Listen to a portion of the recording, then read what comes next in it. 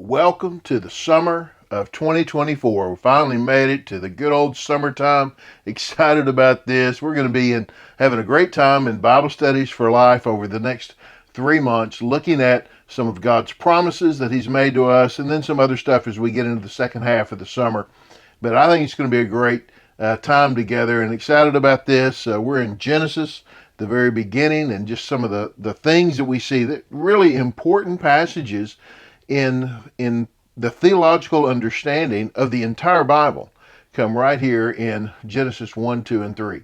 So before we dive into that, if you haven't already, you're just starting out with us, hit the little subscribe button. You need to subscribe to our channel so you get a little notification each week when the videos drop, and then also hit the like button and share it with somebody else.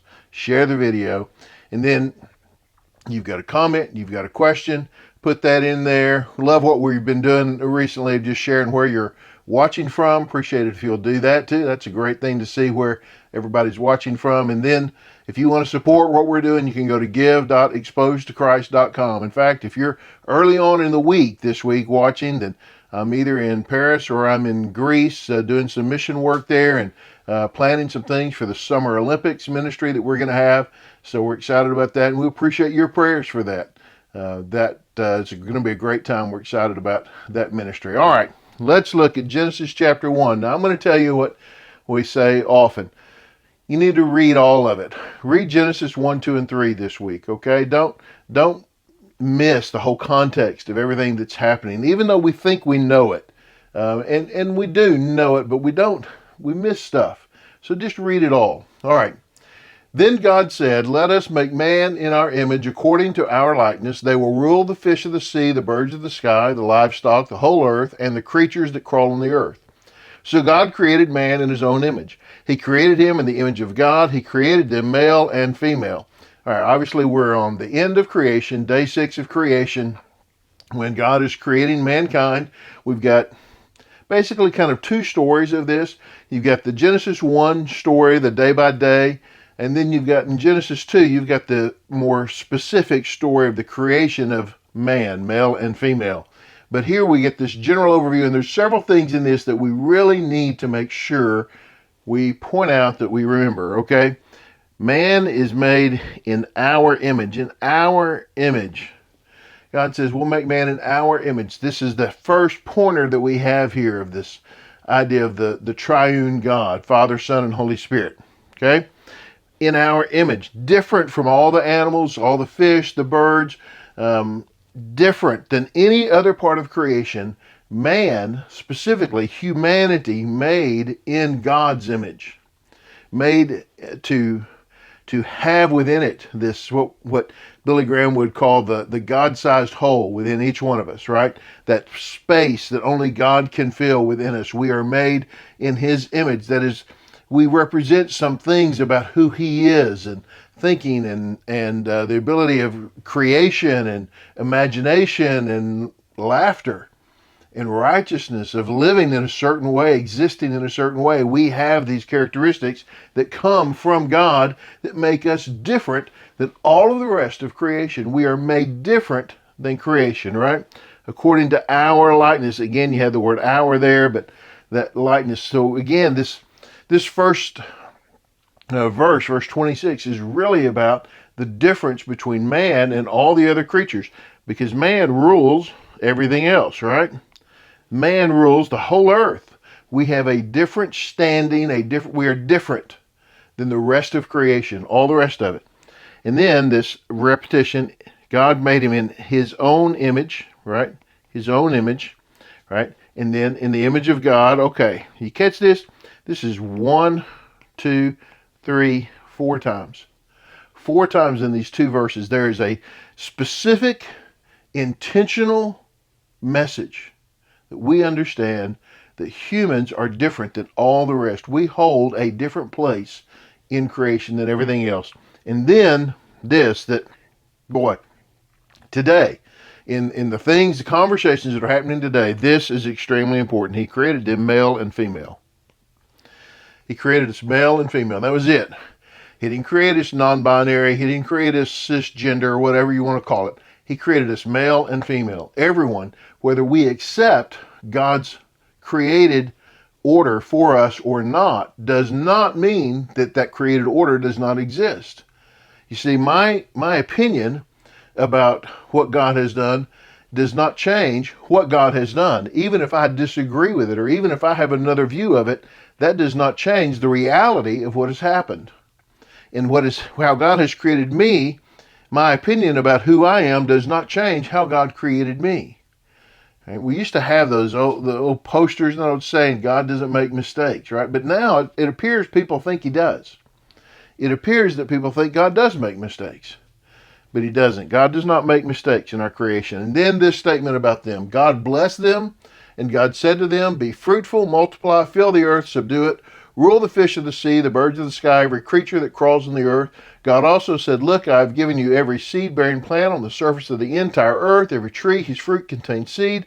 This will be food for you, for all the wildlife of the earth, for every bird of the sky, for every creature that crawls on the earth, everything having the breath of life in it. I have given every green plant for food. And it was so. This is what it means to be different than everything else. He says to them, be fruitful, multiply, fill the earth, subdue it, rule. These are the things that God has given man, these basic duties, right? And all of it shows the place, right? The difference in place between man and all the rest of creation. It's all different. And even this last statement, and it was so. Because God said it, God made it, that's the way it was. That's the way it is. That's the way it always has been, the way it always will be, because God said it, that's the way it was going to be. Doesn't matter what we think about it. God said it. Okay. Then chapter 2 comes, and the Lord commanded the man, you are free to eat from any tree of the garden. Remember that? We saw this, right? I've given you every seed-bearing plant, right? You are free to eat from any free to eat from any tree of the garden, but you must not eat from the tree of the knowledge of good and evil, for on the day you eat from it, you will certainly die. One limitation for them, you must not eat from the tree of the knowledge of good and evil, because on that day, the day you eat from it, you will certainly die. It doesn't mean on that day you will die, but he means on that day, death will come to you, that you will now have mortality, whereas if you eat of it, whereas now you have immortality. If you do, you're going to have mortality. You'll die. And they knew where this was. They knew that tree. It was clear. It was obvious. There wasn't any miscommunication by God to them. They knew where this was. So they ate of it anyway, didn't they? And now we get to chapter 3, and we have God's judgment on them for what they did. This clear instruction. Here's the one thing you cannot do. And isn't that the way we are? You give me one thing I can't do, that's the one thing I'm going to do. They didn't have the sin nature at that time that we have now, though. Okay, they ate of it, and then God confronts them about it and pronounces judgment. I will intensify your labor pains. You will bear children with painful effort. Your desire will be for your husband, yet he will rule over you. And he said to the man, because you listened to your wife and ate from the tree about which I commanded you, do not eat from it. The ground is cursed because of you. You will eat from it by means of painful labor all the days of your life. So there was a judgment for the woman and for the man, right? Intensify your labor pains, that you will bear children with painful effort. That labor, it appears before then, was not that way. But afterwards, it was that way, right?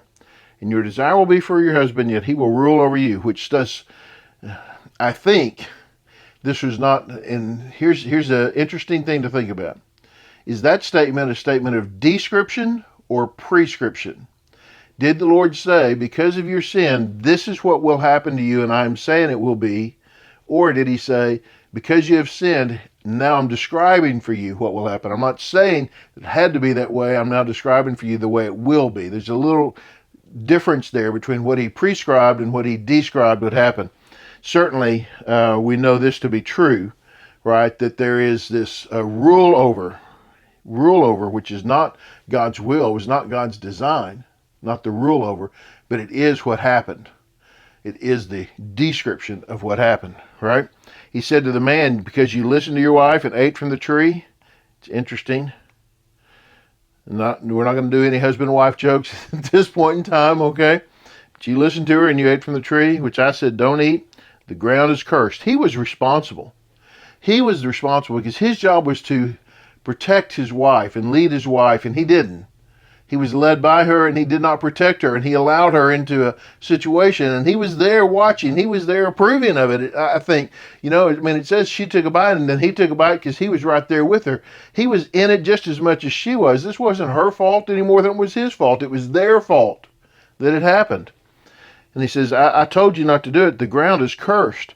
And so you're gonna have painful labor all the days of your life. It's going to be hard work to pull the fruit, the vegetables, the food out of the ground. It's going to be tough. It wasn't going to be that way, but it is now.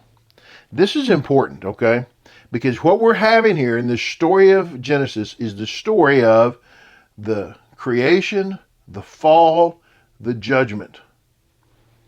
And then it will produce thorns and thistles for you, and you will eat the plants of the field, and you will eat bread by the sweat of your brow until you return to the ground, since you were taken from it. For you are dust, and you will return to dust. You will surely die.